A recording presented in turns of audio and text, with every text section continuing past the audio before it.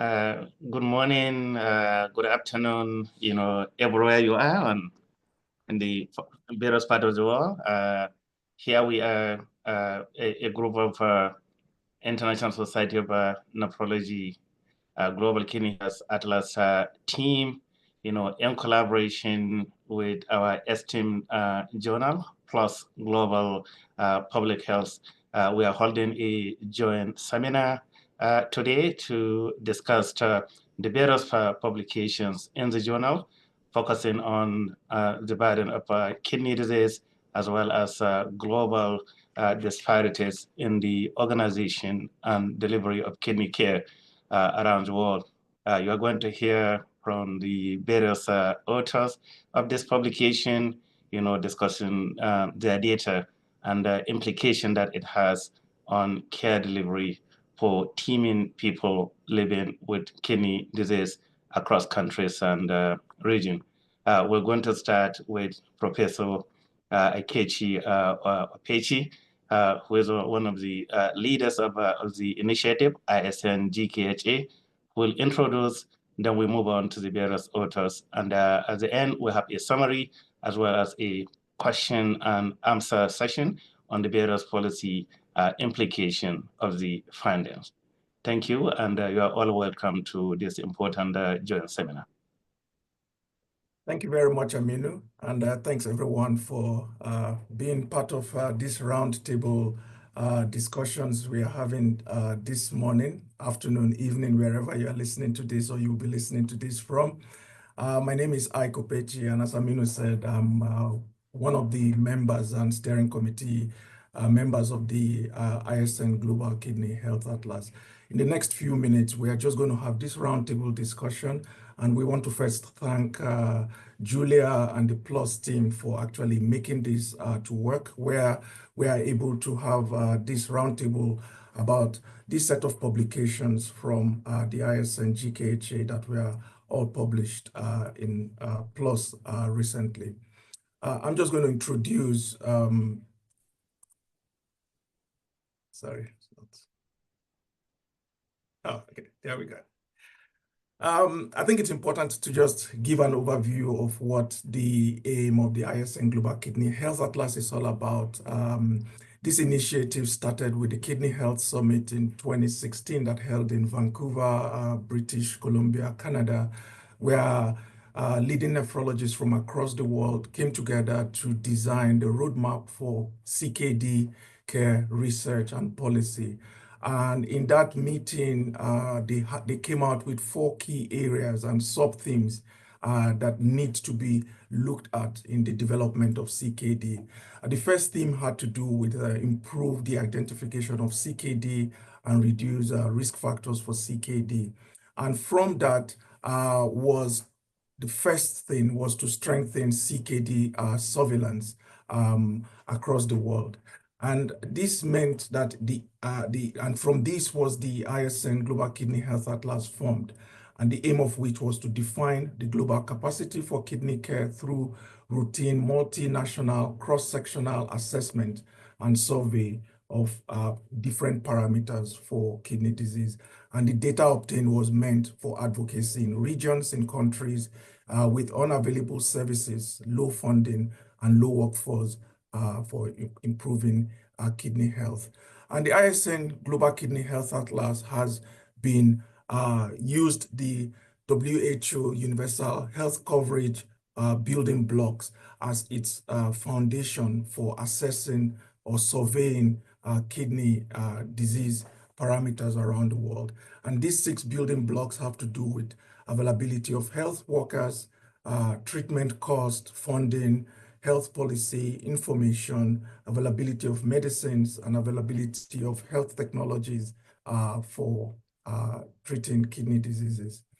And over the years, since 2016, the ISN Global Kidney Health Atlas has had 3 iterations, of which numerous countries across the globe have participated in.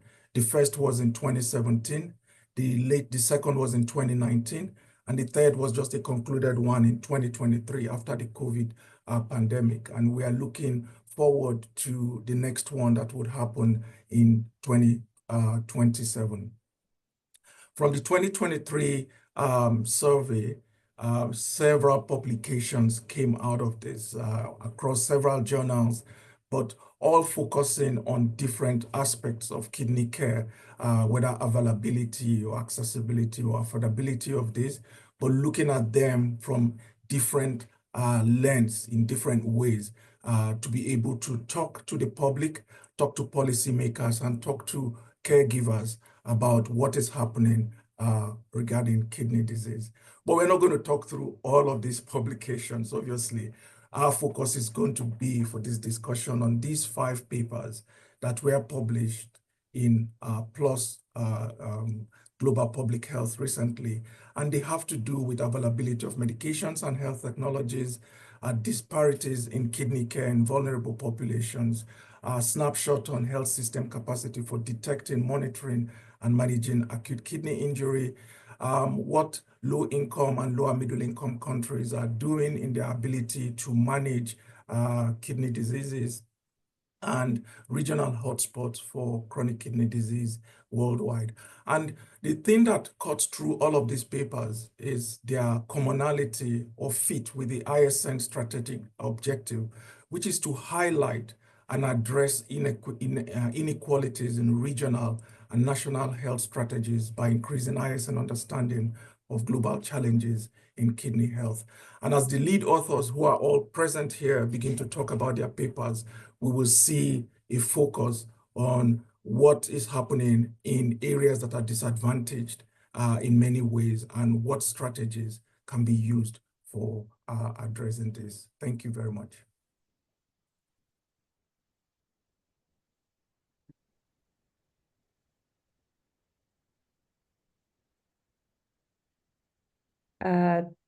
Thanks very much. Good afternoon from the UK. I'll get the ball rolling with the first paper. So my name is Derva Kelly. I'm an Irish nephrologist intensivist currently based at the University of Oxford. I'm going to give you an overview of our paper, which was about the global availability of medications and health technologies for kidney care based on data from the Global Kidney Health Atlas project. So as I spoke about, the background to this project really is a platform and need for global advocacy for kidney care. The ISN supports universal healthcare coverage for people with kidney disease, and this closely aligns with recommendations from the World Health Organization for equitable access to treatments without financial burden. Furthermore, we know that there is a rising global burden of kidney disease with significant disparities in care across low and middle income countries compared to high income countries. There are challenges in access to medications and monitoring for those with pre-dialysis and dialysis care, as this study has shown. And the potential health impact of these inequalities is quite high. As we know, the inadequate management of chronic kidney disease leads to high morbidity and mortality and poor quality of life. So the aim of this specific research study was using recent data from the Global Kidney Health Atlas to assess current methods of funding and availability of medications, capacity for disease monitoring, and capacity to treat CKD-related complications across regions and countries. The objective was to collect data on global access to kidney care and health technologies for kidney care and kidney replacement therapy, including hemodialysis, peritoneal dialysis, and transplantation. And the methods of the study were based on a two-pronged approach. The first was a comprehensive literature review of national health systems and epidemiology of kidney disease and kidney replacement therapy costs. The sources for this literature review included peer-reviewed scientific literature, government reports, other grey literature sources. And to complement this, there was a multinational survey that was translated into multiple languages. And this was a survey of key stakeholders, including nephrologists, policymakers, and kidney patient advocates, to again describe the global capacity, readiness, and governance of kidney care. I just wanted to highlight a few sort of key exemplar results from our study. So first of all, it included 167 participating countries, representing 97.4% of the global population. And we found significant disparities in kidney care funding and service availability. In this first figure here on the left, this shows the funding models for non-dialysis or pre-dialysis chronic kidney disease. And what you can see here in the lower part of the figure is that public funding and free point of delivery mechanisms for pre-dialysis care were much more common in high and upper middle income countries compared to low and lower middle income countries. And in fact, we found, for example, that only 5% and 10% of countries in Latin America and Africa, respectively, publicly funded non-dialysis CKD, compared to 73% in Western Europe. Funding models for patients receiving kidney replacement therapy followed a similar pattern, with worldwide public funding for medications for dialysis and kidney transplantation specifically available in only 24% and 30% of countries worldwide, again with the proportion of this public funding availability increasing in line with country income levels. We also looked at the management of CKD-related complications, including anemia, mineral bone disease, electrolyte disorders, chronic metabolic acidosis, and blood pressure, and found that while the availability and management of anemia was generally pretty good, there were a lot of disparities in the management of mineral bone disease, in particular, specifically in low-income countries. For example, serum parathyroid hormone measurement was available in only 26%. The ability to give non-calcium-based phosphate binders and cinacalcet was also only available in 16% and 5% of countries, respectively. And there were similar disparities, for example, in the measurement of serum bicarbonate, the ability to give potassium exchange resins or oral sodium bicarbonate. And similarly, so the availability of nutritional services like dietary counseling and oral nutritional supplements were also less available in low and middle income countries in comparison to upper middle or high income countries. So in summary, the study provides a comprehensive overview of the state of kidney disease care globally, highlighting variations of access, funding mechanisms, and service availability. Achieving universal access to essential medications, technologies, and support services for CKD management is essential to mitigate what is clearly a growing burden of kidney disease on individuals and healthcare systems. Efforts should focus largely on improving public funding for all domains of kidney disease, especially in low-resource settings. Thank you.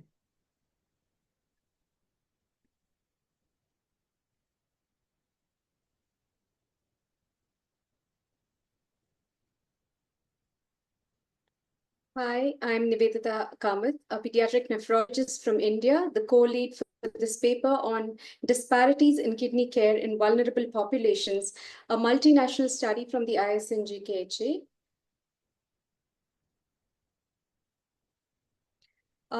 In this paper, we defined vulnerable populations as children who account for about 1/3 of the global population, elderly who constitute 10% of the global population, refugees, displaced people, and ethnic minorities. There are about 30 million of them, and 75% of them live in low-income and low-middle-income countries. They have increased risk of kidney disease, as well as reduced access to healthcare. The ISN Global Kidney Health Atlas is an initiative that looks at the availability, accessibility, and affordability of kidney care and is based on the framework of the WHO Universal Health Coverage, looking at various parameters of healthcare delivery. The Atlas derives its data from a comprehensive literature search as well as a survey. In this study, we use the data from the survey that was sent to 10 ISN regional boards in 3 different languages.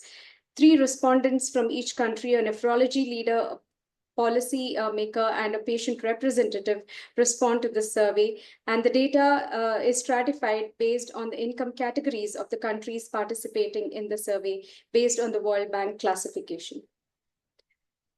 The data in this study is from 162 out of the 166 countries that responded, and we found that 43% of countries had no mechanism to identify vulnerable populations, and this was highest in the low-income countries.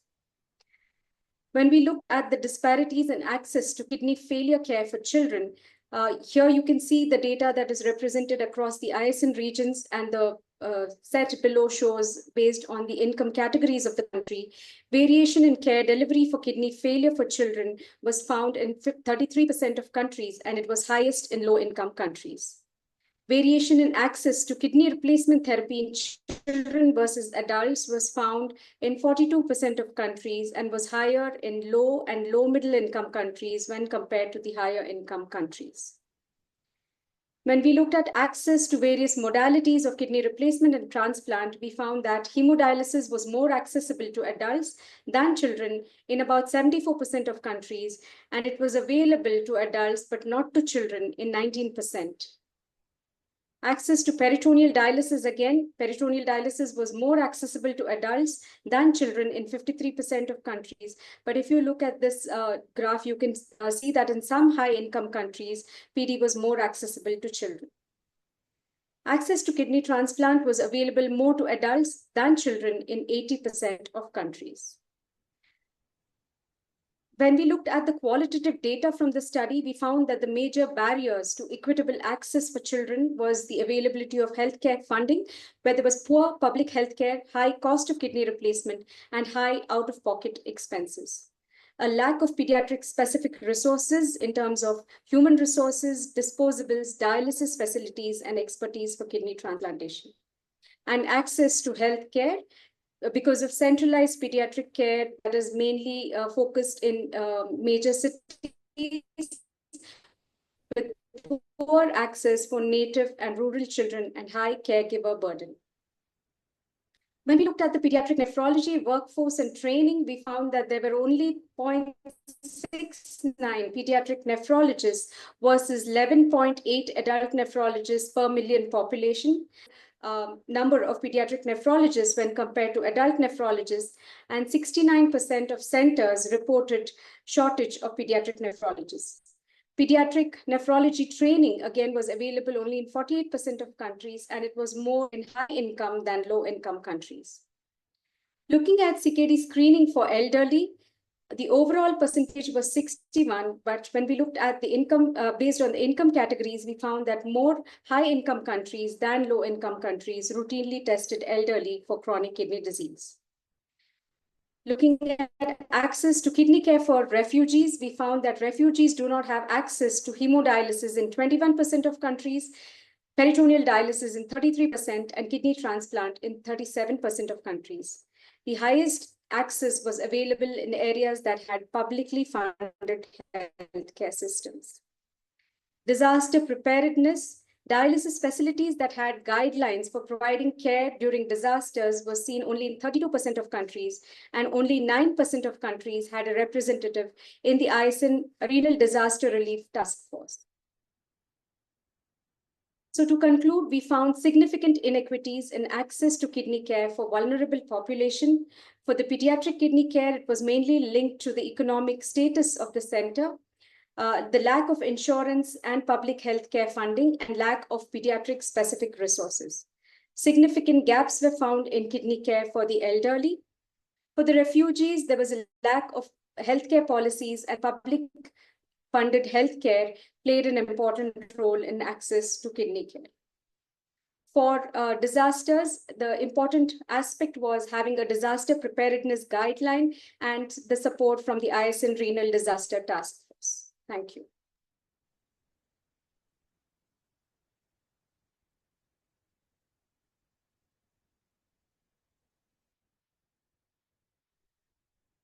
Hello, everybody. I'm Marina Weinstein. I am an Australian Argentine adult nephrology currently based in Buenos Aires, and I'm also a health disparities researcher. I'll be presenting the results from this paper looking at the global capacity for AKI detection, monitoring, and management on behalf of my co-authors as well. So we know from the 0 by 25, the ISN 0 by 25 initiative, that AKI is a major cause of morbidity and mortality around the world, particularly in low and middle income countries. There's an estimated 13 million cases globally of AKI, with 85%, a majority occurring in low and middle income countries. And that AKI is not something that we can easily ignore, that it has high mortality rates, especially in resource-limited settings due to late diagnosis and lack of treatment access, and that we know, the huge burden of CKD, which has been highlighted in many papers. AKI increases the risk of CKD and other complications, driving up healthcare costs. So the aim of this study was to use this rich data from the Global Kidney Health Atlas to evaluate the availability and funding structures for AKI, for acute kidney replacement therapies, the availability and nature of health information systems to detect, prevent, and manage AKI, the level of recognition of AKI as a national priority, as well as the capacity for disaster preparedness, which is something in which AKI features quite prominently. I won't say too much about the methodology, which has been covered so far, but as in other iterations, we have a literature review that looked at the gathered literature on AKI around the world, as well as the survey that had a number of questions specifically targeted to acute kidney injury. In the case of this paper, as the previous one, 167 countries answered the survey, representing about 97.4% of the global population. Now, what were the main results in this paper?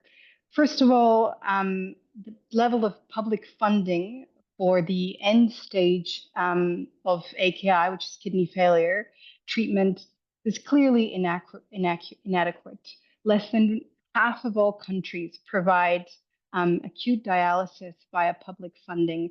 And while this is always a problem, and we advocate for the critical nature of public funding for all forms of kidney care, in the case of AKI, I think if we look at it from a very human lens, for an individual or a family that are facing an emergent situation of acute kidney injury and the distress that conveys, adding to that the fact either the inability to access the treatment, to not have any time to secure funding to be able to treat that person, I think is especially difficult.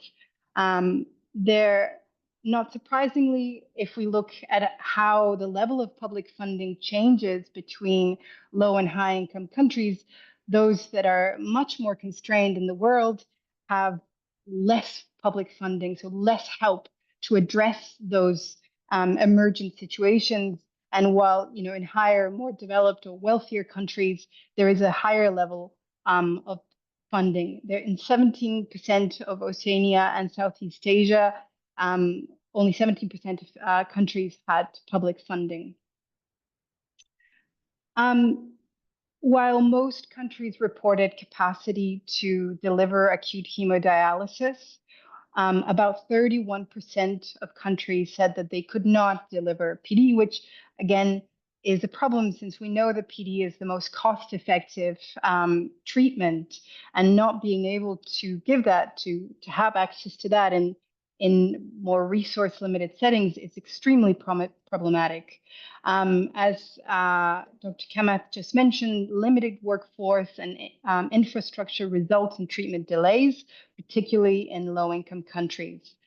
When we look at detection, we found that a meager 4% of countries have a national AKI detection program, with most countries, or having a reactive approach, but certainly the wealthier countries using screening programs and either in high-risk individuals or entire populations, while the resource-constrained countries tended to have a reactive approach, meaning that AKI is detected only after symptoms appear. In terms of AKI surveillance, while oftentimes dialysis and transplants registries have been growing exponentially over the past few years, and CKD is sort of trying to catch up to that, AKI is well and truly behind. Less than 10% of countries have a national AKI registry, which shows that there's very limited data collection and tracking. And those that do have a registry, a majority, 60%, say that they lack a mechanism to ensure the validity of the data they're collecting. This may both be a cause and a consequence to the fact that AKI is not, we have seen that AKI has not really become much of a national health priority, with only 20% of countries saying that AKI is a national health priority. There is often, we found through the survey, a lack of structured policies and funding that prevents widespread implementation of AKI programs. So the main conclusions, but really, I think taking them as a call to action in a way to try to close the gap, there is a real pressing need to increase AKI recognition in national health policies. And to that end, the recent WHO ISN initiative that's been introduced to increase the priority at the global health agenda level hopefully will address that. We know that lower income countries often follow the global priority agenda set by global organizations. So hopefully that will address it. We need to develop and fund early detection programs using electronic health record alerts and point of care screening, and to expand access to affordable kidney replacement therapy, prioritizing cost-effective PD in low and middle income countries, and to establish and maintain national AKI registries and let them be as dominant and prevalent and accurate as those that exist for dialysis and transplantation, in order so that we can track the incidence and the outcomes. And finally, we really need to strengthen global advocacy efforts to push for AKI inclusion into universal health coverage frameworks. Thank you.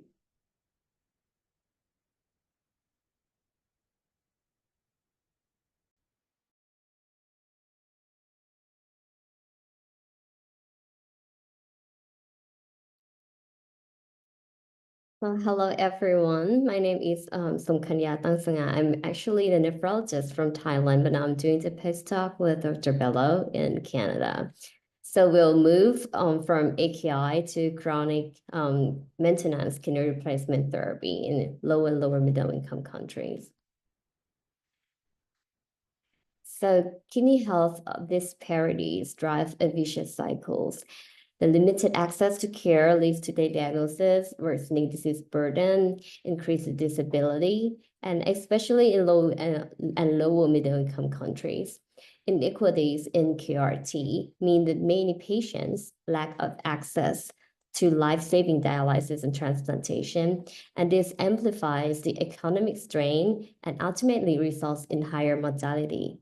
And therefore, we aim to investigate disparity in care and structures for optimal KRT in low and lower middle income countries. So as a part of the sub-study of the ISN GKHA, we conducted a global survey engaging at least 3 key stakeholders of participating countries, and with collective methods similar to the preceding studies. So in this study, we include 65 countries, 20 low-income countries, and 45 lower middle-income countries, and we compare them to the high-income countries as a reference. So what did we find? This chart illustrates the funding structure for kidney replacement therapy from public funding, the volume above the horizontal line, to the out-of-pocket payments, which is below the line. And we found that only about 1/4 of low and lower middle income countries had chronic hemodialysis publicly funded. And the situation is even worse for chronic peritoneal dialysis and transplant. And for the availability of the KRT on the left side, you'll see that the prevalence of chronic hemodialysis in low-income countries and lower middle-income countries was extremely lower, 100x for low-income countries and 15x for lower middle income. And the prevalence for chronic PD and chronic and kidney transplant also follow this pattern. And as well as the availability of the KRT centers of all modalities. On the right side, it shared a similar fashion. And the access to chronic dialysis in low and lower middle income countries was less than half of the high income reference. Kidney transplant access was even more limited with only 5%. And significant shortages of nephrologists were reported in over 80%. So you can see that the number of nephrologists is fairly limited in low and lower middle income countries. And despite the KRT being recognized as a health priority in low and lower middle income countries, kidney registries are scarce. And you can see that the national policies for CKD care remain limited. So in summary, in this study, we found huge gaps in disparities for providing optimal KRT in low and lower middle income countries in terms of funding, availability, and accessibility of KRT care, workforce, policy, and health information systems. So all the aspects together, given the burden of kidney failure in this setting, there is a compelling need for the global nephrology community to close these gaps. Thank you.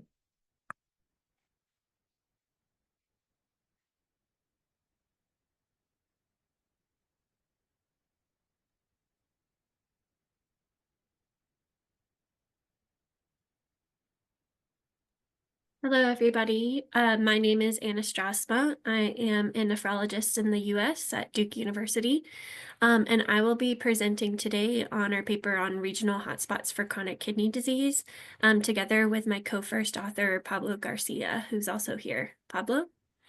Hi, I'm Pablo Garcia. I'm one Guatemalan nephrologist here currently at the University of New Mexico in New Mexico. So the reason why we looked into regional hotspots of kidney disease is we think that within country heterogeneity in CKD prevalence, cause, and mortality likely exists. And this came partly from investigations on CKD of unknown etiology, or CKDU, which is an endemic nephropathy affecting young people in agricultural areas of Central America and South Asia.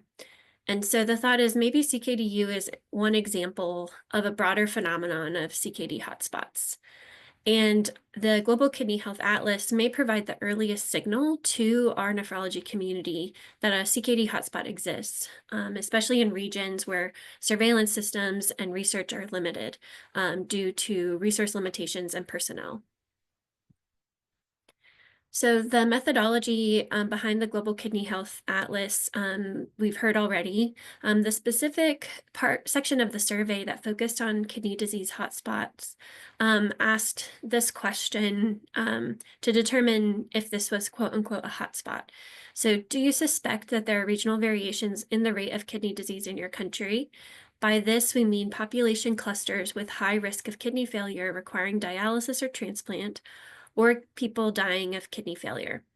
And so this was a mix of multiple choice and free text responses about those hotspots, which age groups were affected, what are some of the likely causes or contributors to these hotspots, where they were listed here, like diabetes, high blood pressure, environmental, biologic, cultural, and respondents could check all that apply.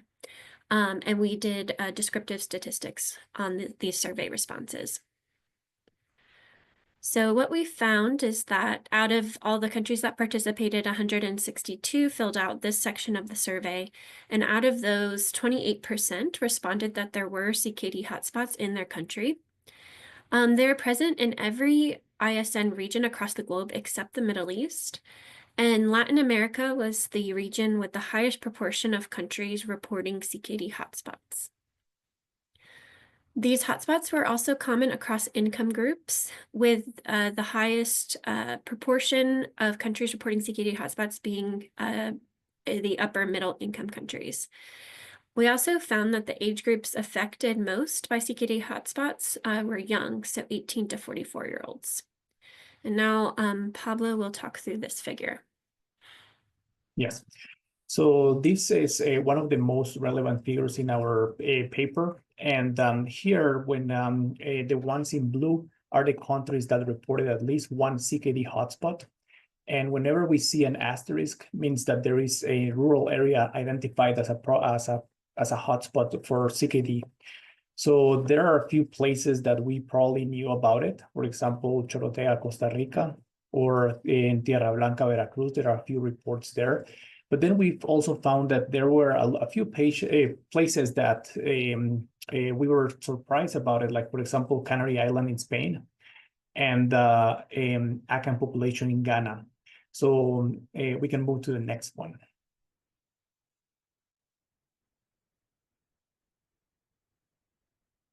And in this figure, we have the causes on the left side in the blue color. We have the reported causes of chronic kidney disease. And on the right side, the orange color, we have the industries that are associated with these chronic kidney disease hotspots.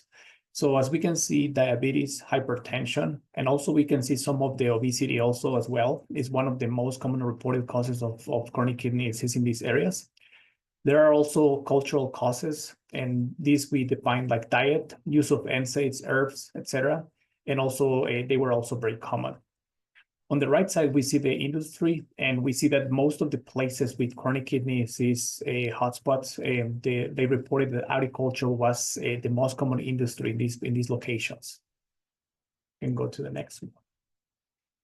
So the summary and impact. So we know that the CKD hotspots are common across all regions and income levels.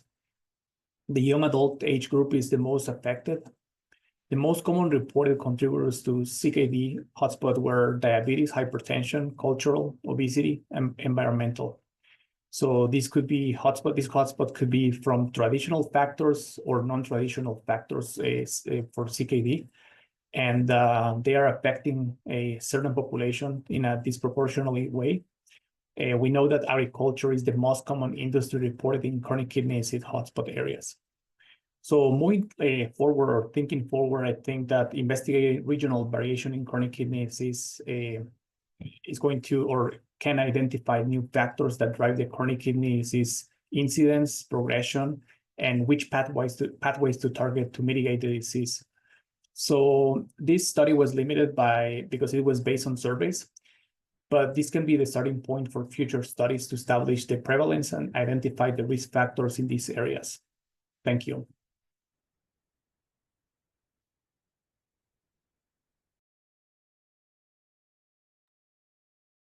Okay, great. I think it is my turn to start asking some questions of the group. And before I do that, I can introduce myself briefly. I am Julia Robinson. I am the executive editor for PLOS Global Public Health. And we had the great honor of working with you all to present this collection of research kind of all together so that we can really draw these lines between the different studies, talk about policy impact, all of those good things. So PLOS Global Public Health is an open access journal.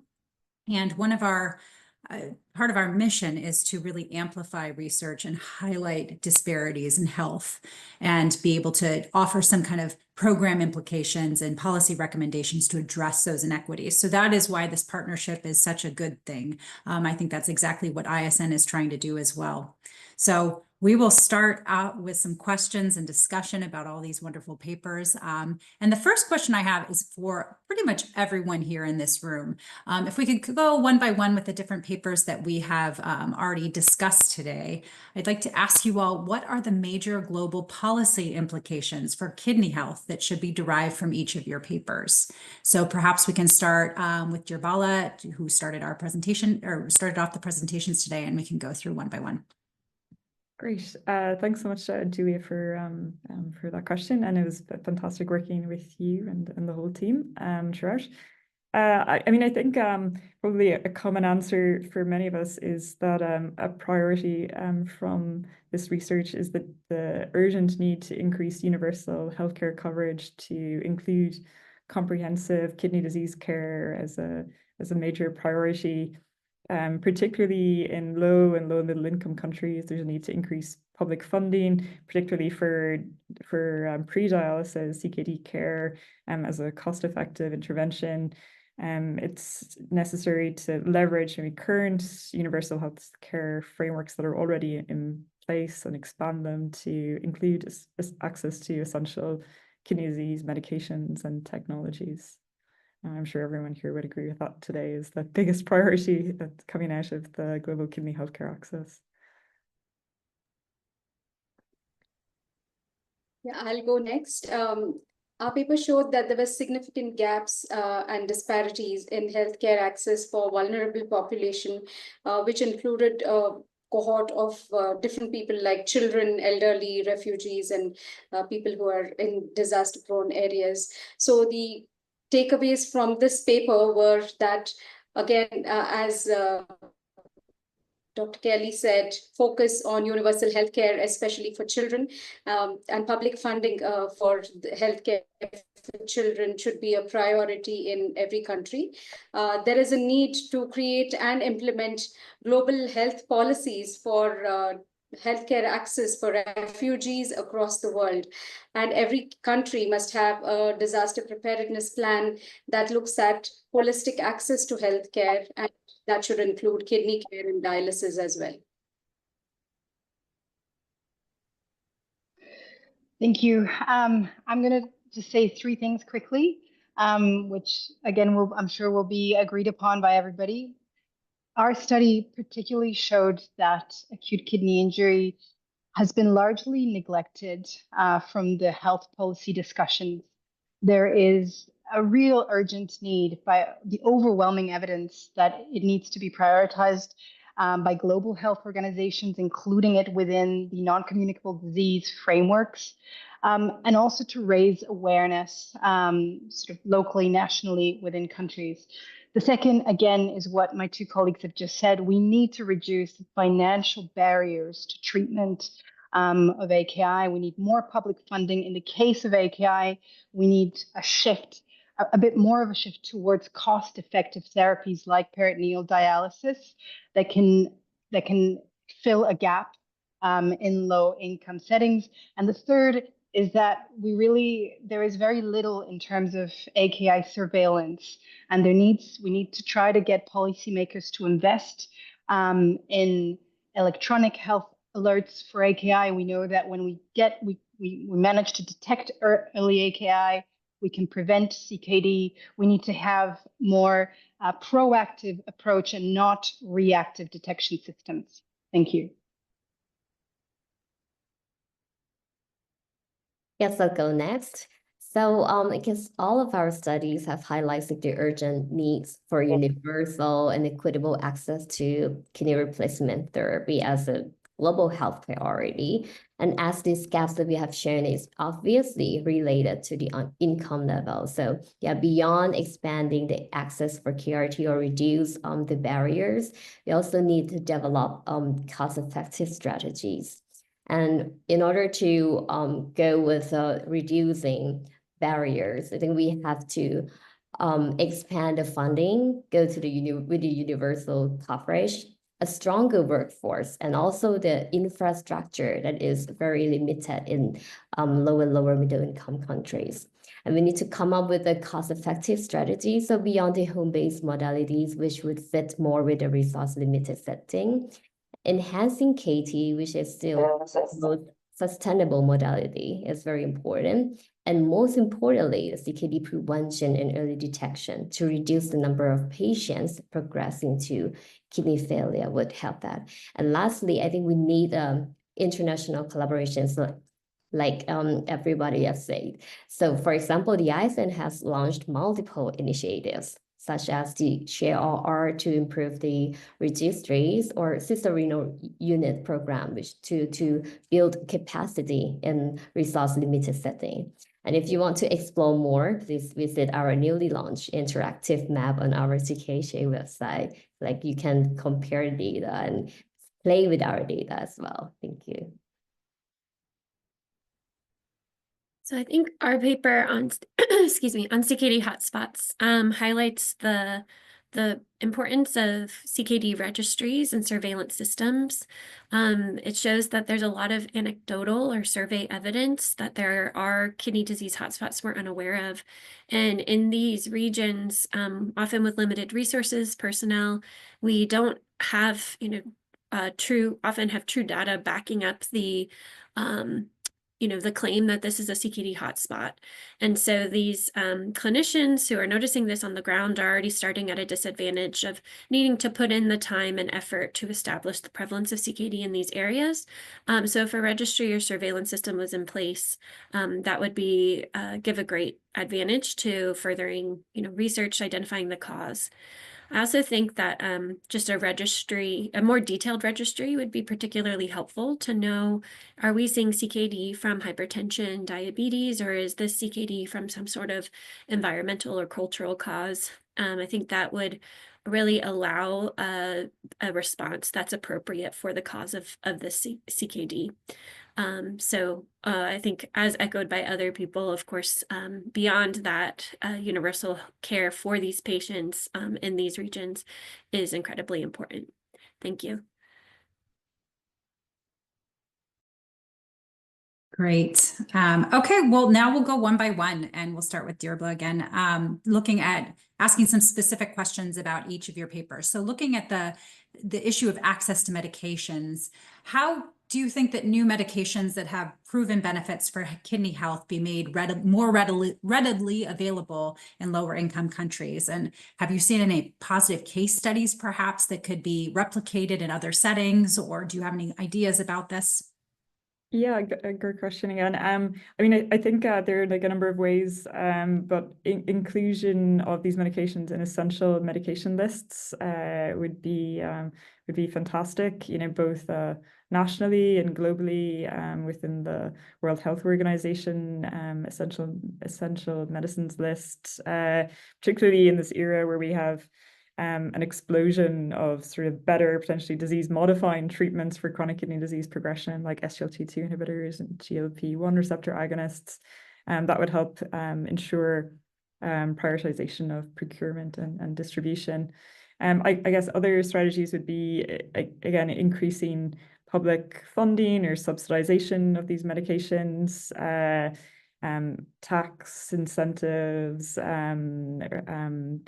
generic drug production and licensing, and then maybe this idea of kind of decentralization of specialist care, that maybe increasing access to these medications by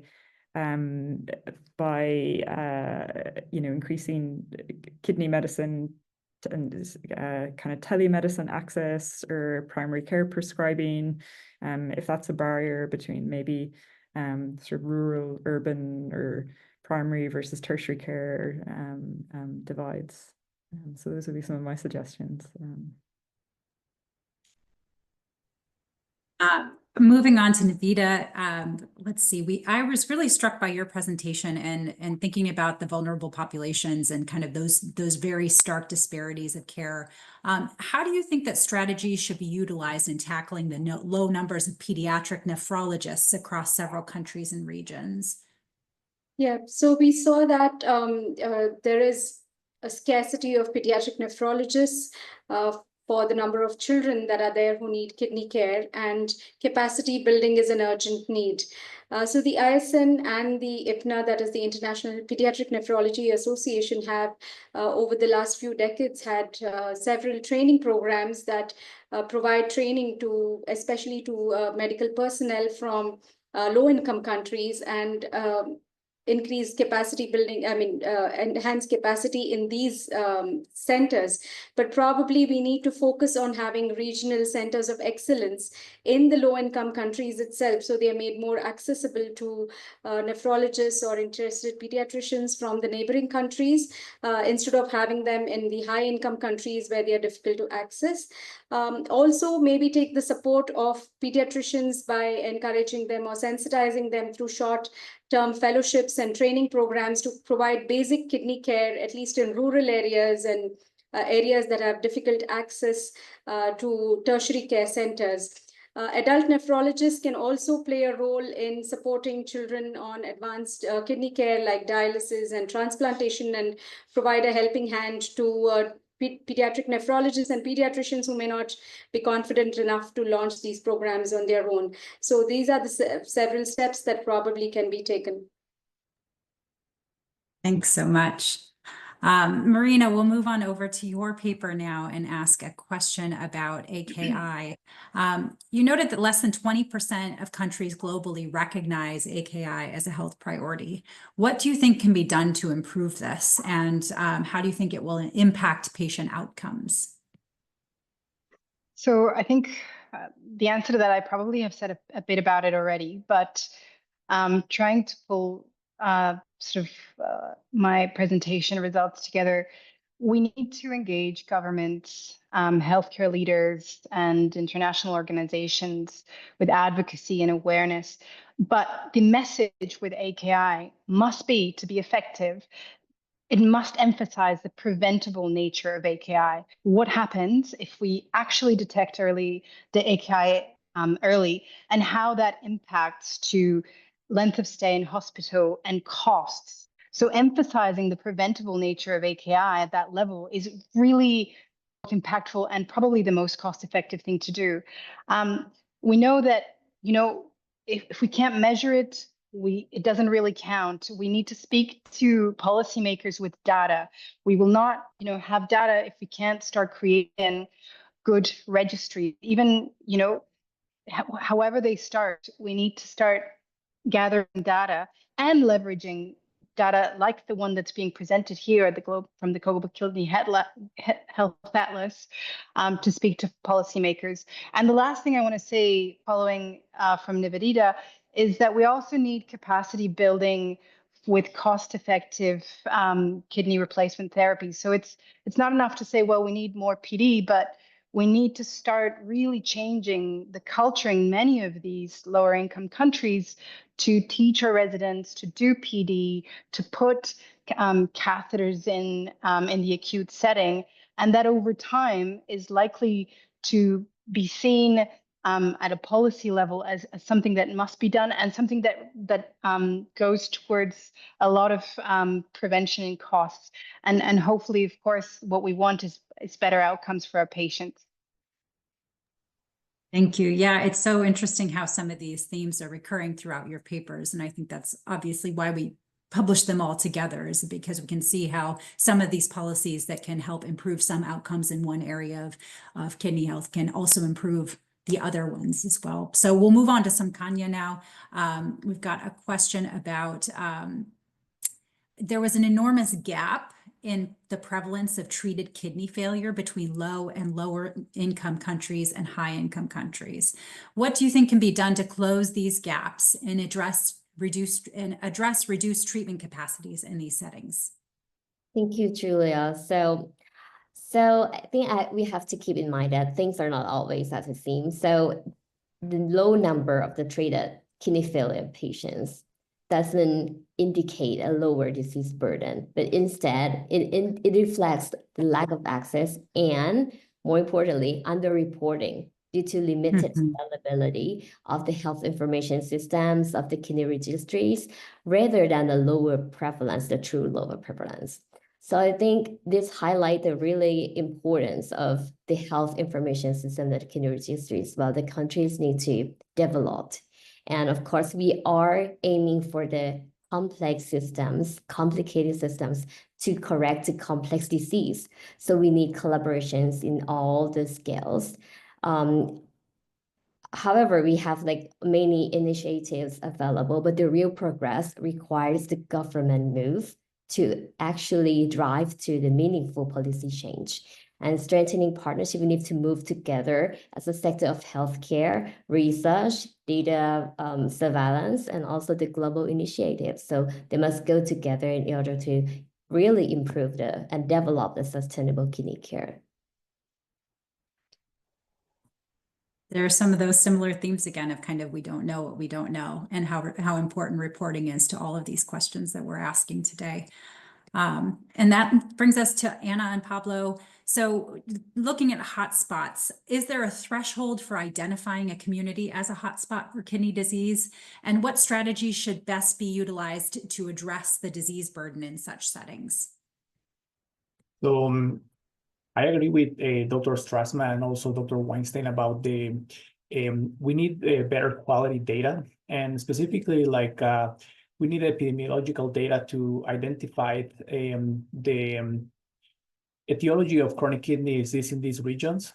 And also this will allow us to explain a little bit and to answer to the first question is that we will need to use perhaps standardized metrics like, for example, age-adjusted prevalence rates of CKD, prevalence of end-stage kidney disease in certain regions, rates of chronic kidney disease-related mortality. And then we can compare this with a national or international averages. And then this will give us an idea of what is happening, if are these real like hotspots based on epidemiological data. And then the question number, like the second question, which is what are the best strategies to address the disease burden?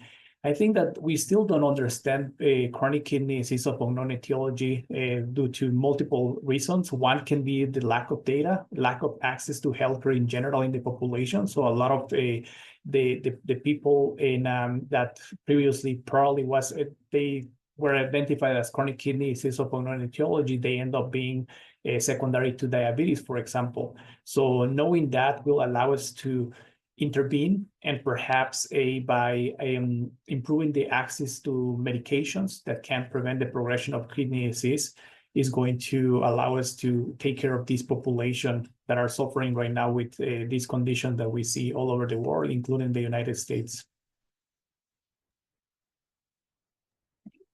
This is really good, great opportunity for us to dive a little bit deeper into each of your papers. So thank you all for sharing these responses. And we'll go back to one final question for everyone here. This is my favorite kind of question. As young nephrologists contributing to a global ISN initiative, what has been the most valuable lesson or experience from working on these papers? And how do you see it shaping your future in the field? So we can go again in order. So maybe we can start with Dirbla. Thanks, Julia.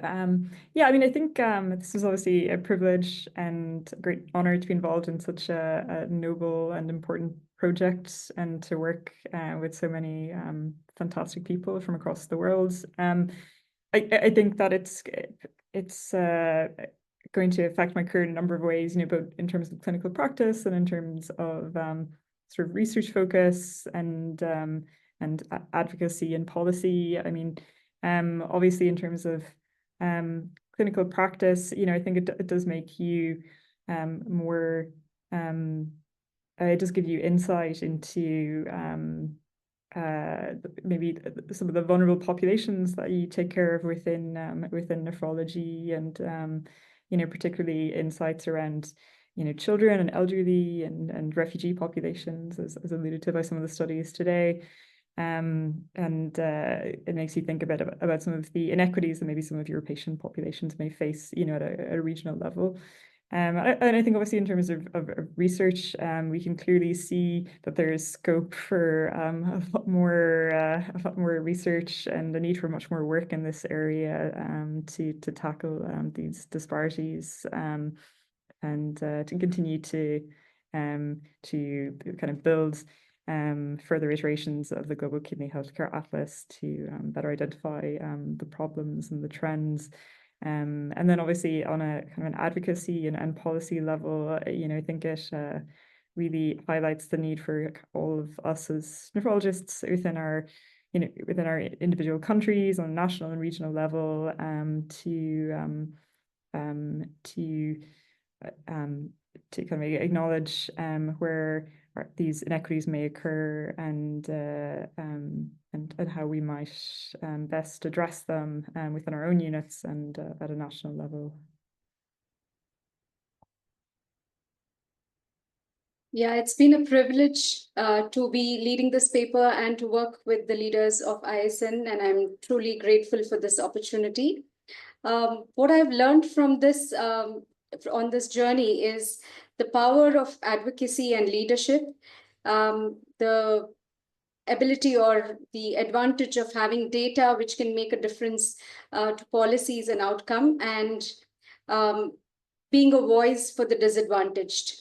And I think this journey has inspired me as a pediatric nephrologist to try and look more for opportunities to work on inequities in care for children, and try to make a difference not only in research, but also in day-to-day practice. I also echo what my colleagues have said. I also say first for myself, I've been involved with the Atlas since the second iteration, and I led the Latin America paper. And for me, in a very real way, that was my first publication, my first, in a high impact journal. It was my first international collaboration. And I remember thinking that it was just magical to be able to work with all these people from all over the world. We were all coming together to try to express this information, to put it out as best as possible. And in itself, that was incredible. I also want to say, because I am the past chair of the ISN's Young Nephrologist Committee, I represent the ISN in the WHO Youth Council, and I've created the Young Nephrologist Network. Advocacy for young nephrologists, young healthcare professionals is really important. And real opportunities, tangible opportunities to advance the careers are rare. We can take courses, we can do training programs, we can do a presentation, but real things that are merit-driven, that allows you to say, I've done this, and to show it, are really rare. And what the Global Kidney Health Atlas has done, Aminu, David, Ike, Joanne, has, for me, really, they've pulled in young nephrologists to really, alongside all of this, all these publications, try to give them real opportunities for career advancement. And I think that's incredible. So I'm very, very grateful.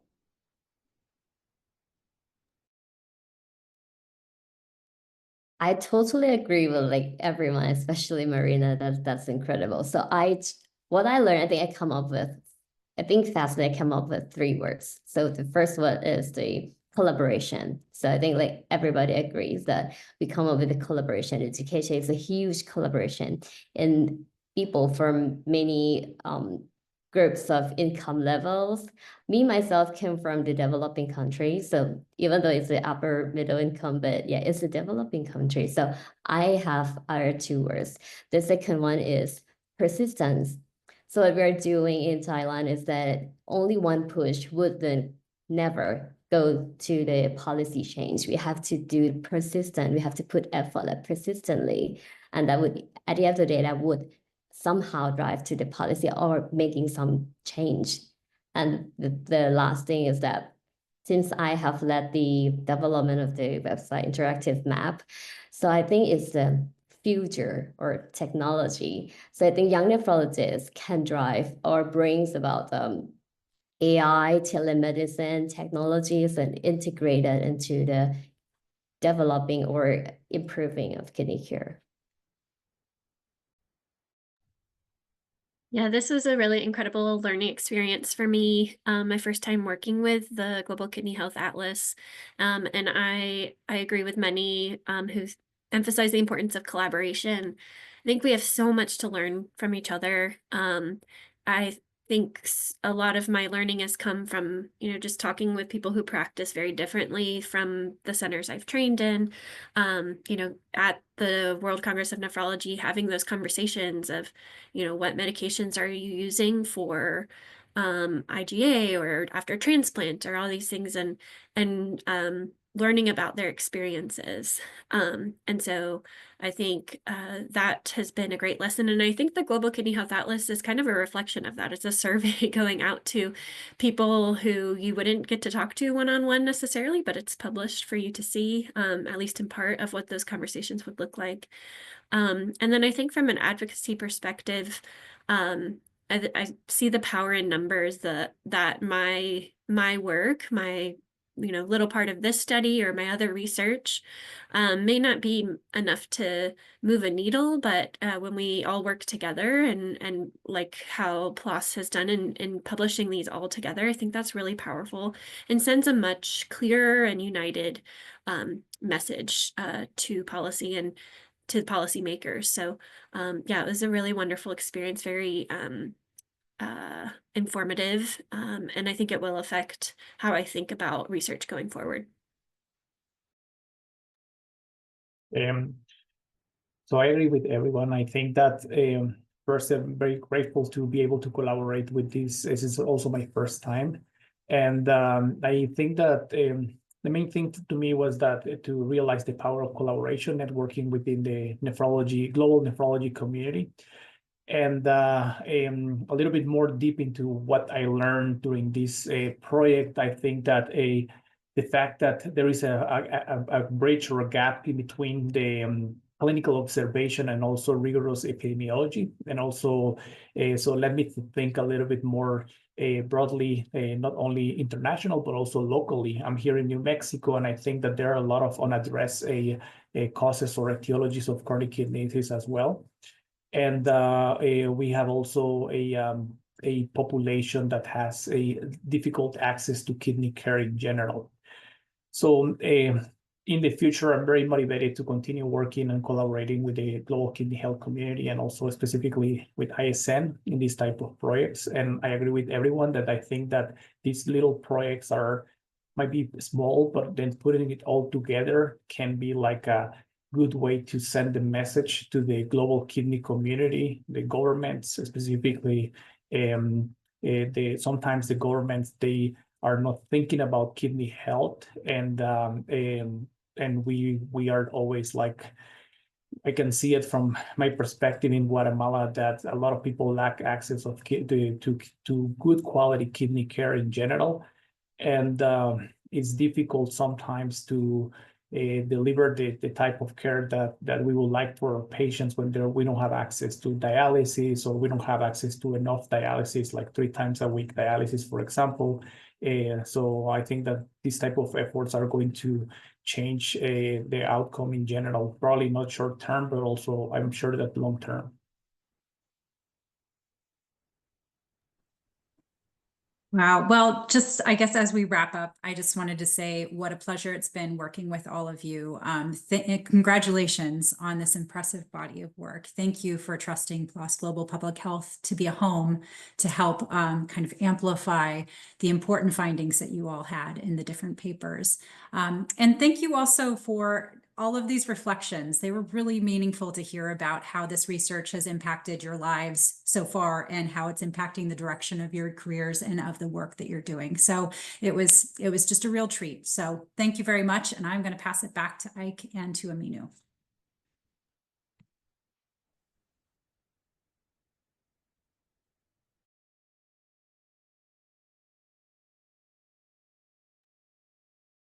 Well, I've been given the task of summarizing this brilliant presentation from these young colleagues. So as they have highlighted,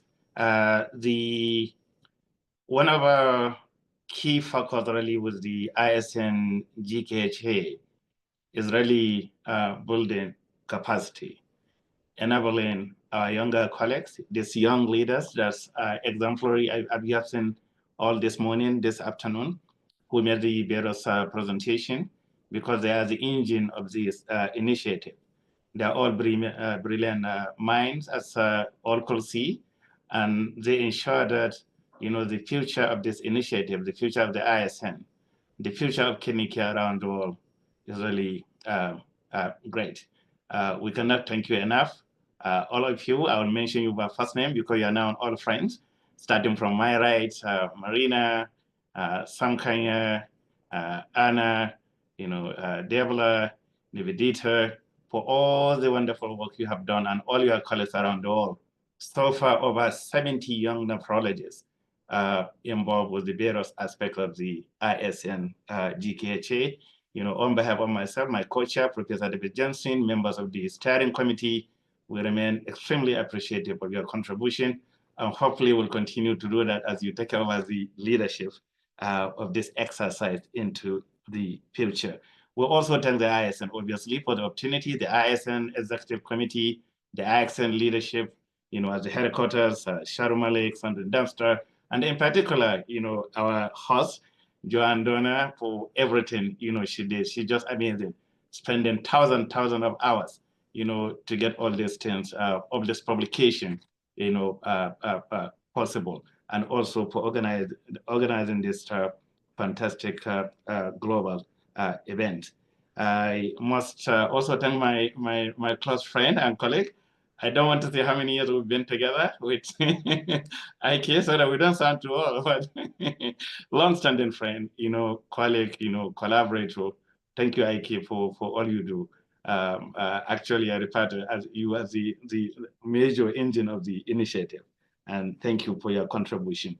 Lastly, also, we must thank, the journal. We are published in many portals, in many journals, but this is the only opportunity. This is the only journal that has given us this kind of opportunity to come in and showcase, the results of this exercise. In particular, we thank Julia Robinson, who is currently the executive editor of the PLOS Global Health, for your contribution, for the support that you have given us in this important initiative. Clearly, this has demonstrated, the goal of the journal in addressing global inequities in public health. In making our research now more visible to people and also much more, accessible, facilitating knowledge transfer, knowledge implementation, making policy change, influencing practice change, which is the major goal of this initiative. Thank you, Julia, and we look forward to more and more of this collaboration as we move into the future iteration of the exercise. So the summary in 5 minutes, you can see this very important 5 major papers out of this exercise presented today that are largely focused on addressing various inequalities in delivery of kidney care, focusing on most important aspect, medication for CKD management to prevent kidney failure. And when kidney failure is attained, what is the availability, access to dialysis, looking like across world countries and regions. For the first time, we also look into disparities among vulnerable population, names them children, women, refugees, displaced individuals from places of war and conflicts, delivery of kidney care. This is the first effort that has been made to document the various challenges being faced by this vulnerable group. We also highlighted the areas in the world with the highest density of chronic kidney disease, and also highlighting the various factors, not just medical health related, but also aspect of occupation, aspect of social determinants of health that could contribute to this high density of kidney disease in those areas. We look at the major challenge today about access to treatment for kidney failure, dialysis, transplant, particularly in the less fortunate part of the world, because we all know the exorbitant cost. Most major high-income nations, United States, and here in Canada, Europe, Australia, New Zealand, spend huge amount of their budget resources on the provision of treatment for kidney failure. And because it's very expensive technology, it's not really available or affordable in many settings as well, where the greater majority of people living with kidney failure are currently located. So this is a very important paper. We also move on now to define the global epidemiology, a snapshot on health system capacity to capture data and also to support management of acute kidney injury, which has been highlighted during the discussion. It's a major contributor to global burden of disease because it contributes to CKD. It's a major cause of mortality, particularly in low-income countries of the world, particularly among women and children. So what has implication for all this is now a call to action. A call to action, not just to professional societies like the ISN, but major global bodies, including the United Nations, in particular World Health Organization, the World Bank, to come together to support global kidney community with development of sustainable and pragmatic strategies to address the considerable inequities in kidney care across world countries and among the major vulnerable population, as demonstrated today in this discussion. Treatment for kidney failure is extremely expensive, not available or affordable in many regions around the world. So that will mean we need to take action on preventing kidney failure, try to mitigate risk of it through effective and optimal management for acute kidney injury and chronic kidney disease. So by doing that, that means provision of essential medicine.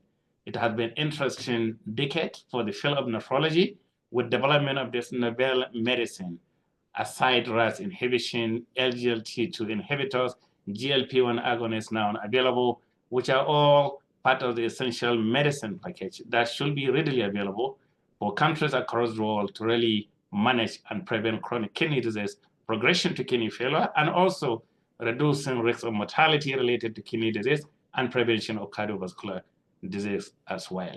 So in particular, we do need to support low-income countries where the resources are extremely limited, support them with early disease identification, management, so that they don't have to deal with the burden of kidney failure because it's not treatable. Majority of people die.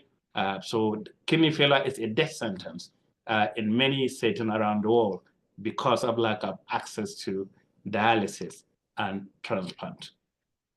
And we need to support these low-income nations, on how to tackle kidney disease through the different initiatives by the ISN and related bodies. In particular, also, we do need to support countries now affected by conflicts or receiving several displaced people on dealing with kidney disease. In particular, refugees coming into many countries and having challenges accessing care to kidney disease. Children and women affected with kidney disease as well, and there's significant disparity in the quality of care being received by children and women compared to the general population, and there's a need, an urgent need to get this addressed. Very important also to address the important issue highlighted this morning as well, or this afternoon for many others around the world, on the hotspot for chronic kidney disease, on sustainable prevention strategies, particularly focusing on those social determinants of health and including occupation of those people.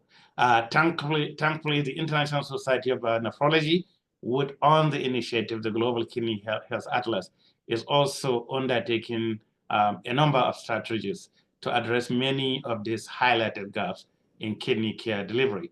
Currently, your signature drive is going on to influence global change in kidney care to get kidney health as a topmost global health priority by the World Health Organization and related body, including the United Nations. If you haven't done so, sign in there, sign the petition, and spread the message out for members of the global kidney care community to sign the petition is really important.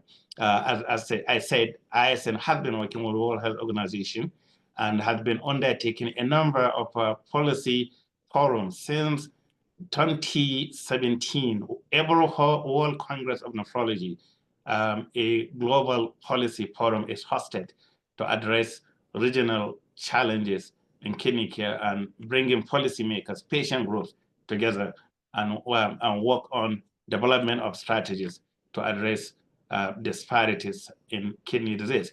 And we also try to incorporate the voice of people living with the challenge of kidney disease or with the lived experience of kidney disease through the patient liaison advisory group. And a number of initiatives listed there that the ISN has been working around with the global community to close the identified gaps in kidney care and facilitate optimal kidney health, and also ensuring that every person living with kidney disease receive the care they deserve at the right time and in the right place where they are. So that's the end of my presentation, and I will stop sharing.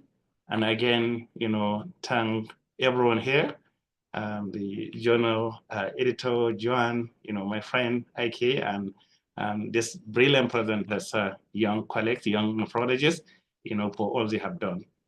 Their monumental contribution to the global exercise can never be overemphasized. And we look forward to your ongoing collaboration in the exercise into the future.